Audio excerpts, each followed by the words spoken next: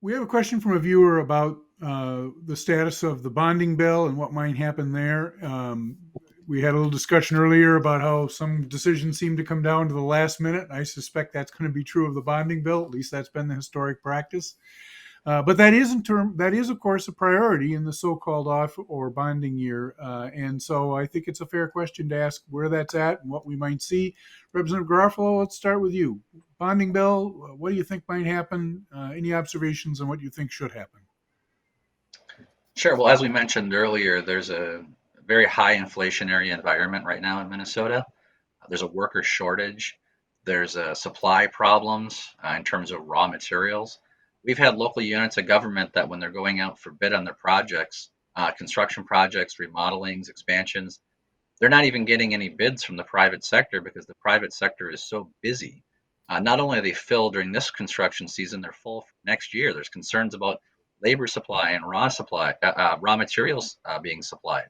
So the usual arguments for justifying a bonding bill just simply don't exist this year. So the most likely outcome is there won't be a bonding bill this session.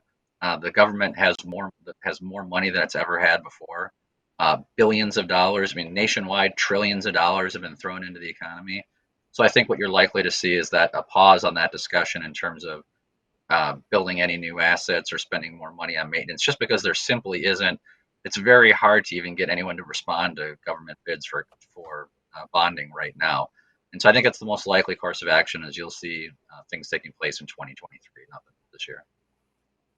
Representative Kotyza-Witthuhn, your thoughts on the bonding bill, capital investment? Yes.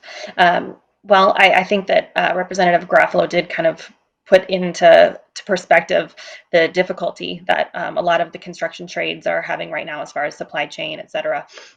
And so I know that the bonding committee, the capital investment committee, was still hosting informational hearings kind of past the deadline because there are a lot of really important projects across the state that could use the investment.